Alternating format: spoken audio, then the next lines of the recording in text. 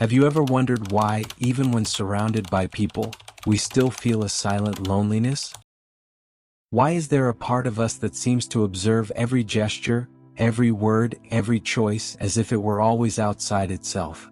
Perhaps the answer lies in the mask we wear, the one that protects us but, at the same time, imprisons us. Carl Jung called this mask person, and it is, paradoxically, both a shield and a prison. The persona arises from the human need to adapt.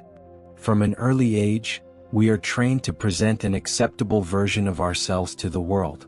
At school, we conform our behavior to the rules. At work, we adjust our words and gestures to please bosses and colleagues. On social media, we curate images of our lives, selecting only moments that convey success, happiness, or normalcy. The persona is the face we show, carefully constructed, the interpretation we offer of ourselves to be accepted. Jung described the persona as the mask the individual presents to the world. It's not necessarily a bad thing. Without it, social interaction would be chaotic, and every interaction would require a full exposure of our weaknesses. But when the persona becomes rigid, when we begin to believe that it is who we really are, problems arise. We begin to live in a kind of continuous theater, playing a role that distances us from who we are intimately. In modern life, this dynamic intensifies. Social media amplifies the need to appear, to show off, to constantly perform. Every post, every like, every comment is a small act of staging. We showcase selected joys, carefully chosen achievements, and hide flaws, doubts, and frustrations. The digital persona becomes an extension of the traditional mask, and, paradoxically, the more we control this image, the more disconnected we feel from ourselves. And what happens when we over-identify with our persona? We lose touch with essential parts of our psyche. What we hide, our doubts, fears, traumas, repressed desires, doesn't disappear. It accumulates, forming what Jung called shadow. Every gesture of conformity, every word spoken to please, pushes into the unconscious that which would make us truly human if it were acknowledged. The persona protects, yes, but it also distorts, obscures, and ultimately suffocates. Still, the persona is necessary. We can't simply abandon all masks and expect to live without conflict in society. The point is not to eliminate the mask, but to recognize it, understand its limitations, and perceive what it hides. Jung teaches us that self-knowledge begins when we look at the persona honestly, when we realize that it is not our complete self, but merely a fragment shaped by external expectations. Imagine someone at a party, laughing and chatting naturally, but feeling a constant tension, a sense of putting on an act. This tension is no coincidence. It's the weight of the persona in action, the invisible effort to maintain an image that doesn't always match the inner reality. Modern life, with its pressure for success, performance, and validation, makes this tension almost inevitable. Every email responded to cordially, every socially appropriate smile, every like on the right post, is a small step toward distancing yourself from yourself. The first step to breaking this distance is to recognize the mask we wear. Ask yourself, how many parts of me are hidden out of fear, shame, or desire for approval? How many gestures, words, and thoughts are genuine, and how many are carefully rehearsed to fit external expectations? Jung reminds us that only by looking at the persona with awareness can we begin to perceive what hides behind it, our true essence. And it is in this recognition that we often feel the first weight of the mask dissolving, revealing both fragility and potential for freedom. Living under the mask of a persona has a silent, almost invisible, yet deeply rooted cost in the mind and body. Each time we present ourselves differently from how we truly feel, an internal tension arises, subtle at first, almost imperceptible, but which builds over time like water seeping into a stone. This tension manifests itself in subtle ways: a constant fatigue and unexpected irritation, a feeling of emptiness that no achievement or praise can fill. Carl Jung warned us that when the persona dominates, the individual distances themselves from their own essence. The result is an internal conflict. While seeking acceptance, We repress our own needs and desires, and the more we repress, the more our shadow grows, carrying fears, frustrations, and unrecognized impulses. Viktor Frankl, in his reflections on meaning and existence, observed that denying who we truly are often creates an existential void, a feeling of purposelessness that nothing external can fill. In the contemporary world, this price becomes even more evident. Society pushes us to measure our worth by performance, apparent success, and the approval of others. We are encouraged to wear masks of confidence, competence, and happiness, even when internally we feel insecure, confused, or tired. The culture of productivity and the perfect image creates constant pressure, and the more we strive to maintain this facade, the further we distance ourselves from ourselves. The result is a cruel paradox. We try to show the world that we are complete, but we feel an intense incompleteness within ourselves. This emotional exhaustion isn't just a matter of feelings. It manifests itself in the body, mental health, and relationships.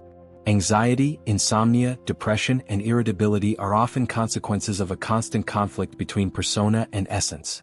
Furthermore, our relationships can become superficial. We share only what is safe, acceptable, and convenient, hiding parts of ourselves that could generate true connection. The price of the mask, therefore, is high, because it sacrifices both authenticity and well-being. And yet, it's difficult to completely abandon this protection. The persona offers security. It allows us to navigate complex societies, face judgments and expectations, and even thrive in environments that value appearances over substance. The human dilemma lies precisely there. We need the mask to survive, but we need to see it to avoid losing ourselves. Recognizing this conflict is the first step to living more consciously. Therefore, it's common to notice small signs of the mask's weight. Moments of irritation without apparent cause, silent sadness after external achievements, or that feeling that nothing we do completely satisfies us. These are subtle warnings that parts of us remain repressed, crying out for attention. Jung encourages us to listen to these signs, because they contain the opportunity to reconnect with lost authenticity, to begin integrating the persona and the shadow, rather than allowing the tension between them to consume us. And yet, the path to this integration is not simple. It requires courage to look within, to confront what we hide even from ourselves. The mask offers illusory comfort and the shadow provokes fear, but it is precisely in this encounter with what is repressed that the possibility of freedom arises, a freedom that does not depend on external approval, but on the profound recognition of who we are. While the persona protects and organizes our social life, the part of us that remains on the margins, the shadow. Jung described the shadow as the side of the psyche, everything we repress, deny, reject in ourselves. Impulses, desires, and considered dangerous, inappropriate. However, ignoring the shadow doesn't make it disappear. On the contrary, it silently accumulates, shaping our choices and behaviors in ways we often don't understand. The relationship between persona and shadow is paradoxical. The more we cling to the mask, the more we try to hide what we deem obscure or inconvenient, the more the shadow grows, demanding recognition. It's as if every lie we tell ourselves or others is another brick in the wall that separates us from ourselves. This internal division generates tensions, contradictions, and sometimes unexpected emotional outbursts, revealing pieces of our shadow that insist on being seen. The shadow often manifests itself through self-sabotage, resentment, or disproportionate reactions to minor frustrations. A simple critical comment can trigger intense, seemingly unwarranted anger. A sudden fear of rejection can prevent important decisions. A repetitive pattern of emotional failures reveals parts of ourselves that have not yet been integrated. Jung believed that by denying these parts we fail to become whole.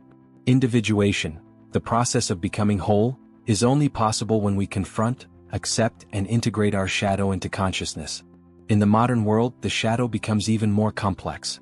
The pressure to be successful, happy, and flawless creates fertile ground for the repressed aspects of our psyche to become invisible yet powerful. Social media, constant comparisons, and external expectations force us to perfect our persona while burying what is truly human within us: vulnerability, doubts, flaws, and imperfections. And the more we bury it, the more the shadow finds subtle ways to emerge, often in ways that confuse or frighten us. Recognizing the shadow requires courage. It's an honest look at the parts of ourselves we'd rather not admit, a willingness to accept not only our strengths but also our limitations and contradictory impulses. It's realizing that authenticity doesn't mean perfection but integrity. Jung reminds us that encountering the shadow isn't destructive, it's transformative. By accepting what we once denied, we begin to reclaim lost parts of ourselves and little by little, build a more coherent and conscious life. And it is at this point that a subtle paradox becomes apparent. The more we try to control our image and please others, the more the shadow becomes silent and persistent. But the more we face it even with discomfort, the more it reveals our humanity.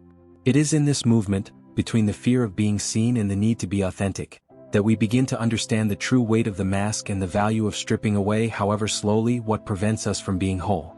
Modern life has brought an unprecedented extension to our persona, the digital world. On social media, every gesture, every word, and every image becomes part of a continuous performance. We post carefully selected moments, smile in photos that don't necessarily reflect our inner state, and construct narratives about who we are or who we'd like to appear to be. The digital persona, like the traditional one, protects but also alienates. It connects us superficially while distancing us from our own authenticity. The paradox is clear. The more we strive to control the image we project online, the more we feel an internal disconnect. Each like or positive comment offers momentary satisfaction, but it doesn't fill the void of a life lived partially. Bauman spoke of the liquidity of relationships in modernity.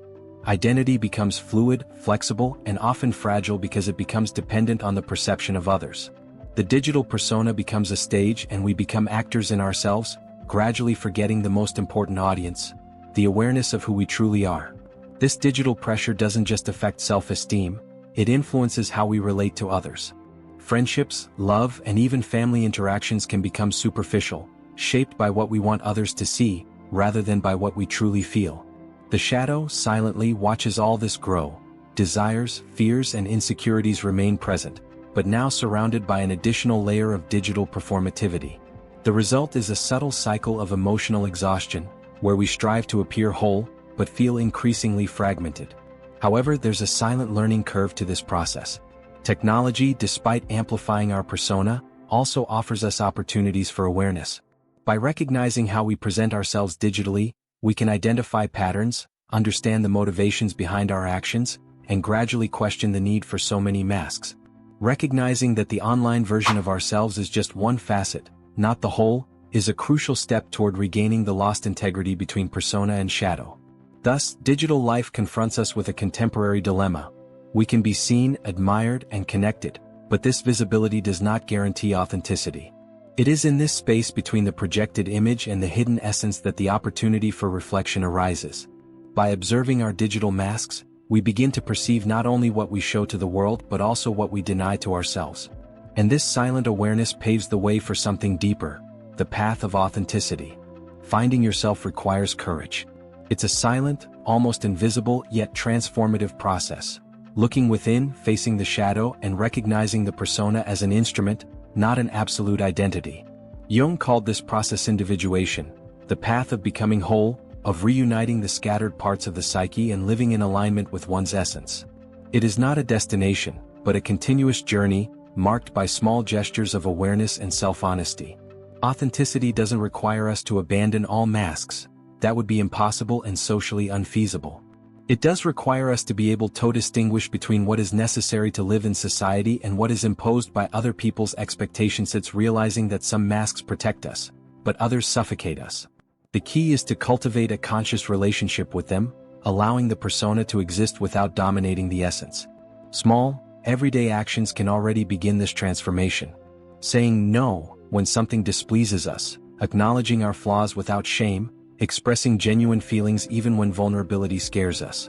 These are discreet yet powerful gestures that open space for the shadow to be integrated rather than repressed.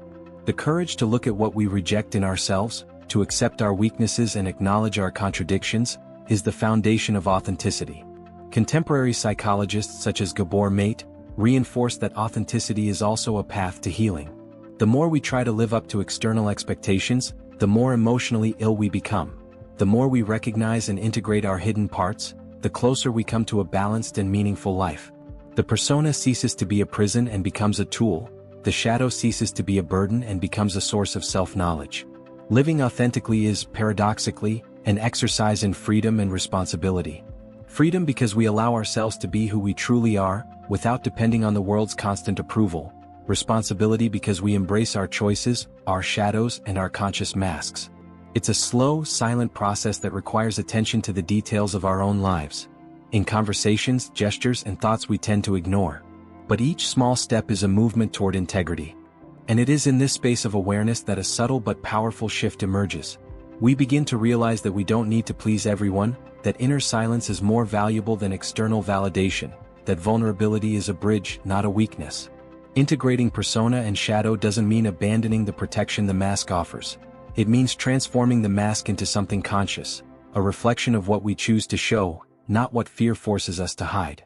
Authenticity is, therefore, less about an end state and more about an ongoing process of alignment. It is the daily recognition that we are complex, contradictory, and constantly evolving beings. Each conscious gesture of self-honesty is a step toward undoing the weight of the mask and integrating the shadow, allowing life to be lived with greater clarity, depth, and presence. Existing authentically doesn't mean eliminating all masks, but recognizing which ones serve us and which imprison us. Freedom lies not in the absence of personas, but in the awareness of each of them.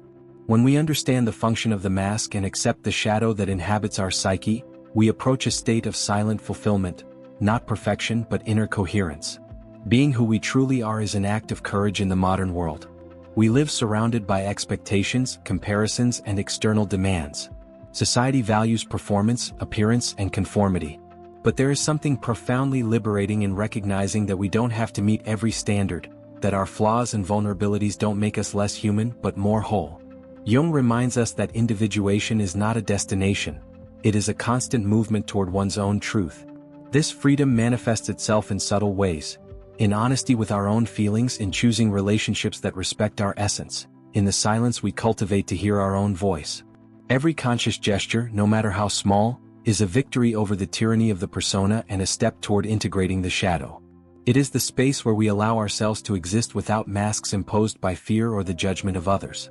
And yet, this freedom is never complete. It is paradoxical, like all human existence. The closer we come to our authenticity, the more we realize the complexity of being human. Multiple selves coexisting, conflicting desires, light and shadow intertwined. But it is precisely in this intertwining that the true depth of life emerges. There are no easy answers, no ready-made formulas. There is only the courage to look oneself in the face, to accept oneself in fragments, and still continue living with presence and awareness. Perhaps this is the ultimate paradox. The freedom to be who we are depends on embracing not only our virtues, but also our fears, not only our successes but also our failures, not only the light but also the shadow. And in this silent embrace, we realize that the mask does not define us, that the shadow does not imprison us, and that authenticity is, above all, an act of love and courage toward oneself. As you contemplate your own life, ask yourself, what masks do I still carry and which ones can I consciously choose? What part of my shadow cries out for recognition? And, above all, how can I live with more presence, integrity, and truth, even in a world that celebrates appearances and superficial certainties? Because in the end, the mask may hide you, but it can never define who you are, unless you let it. If this video touched something in you, if you noticed little masks in your own life or felt the silent shadow asking for attention, maybe it's time to continue this journey of self-discovery. Subscribe to the channel to explore more paradoxes of the human mind, applied philosophy, and profound reflections on who we truly are. Each video is an invitation to look within and understand the complexities that make us human.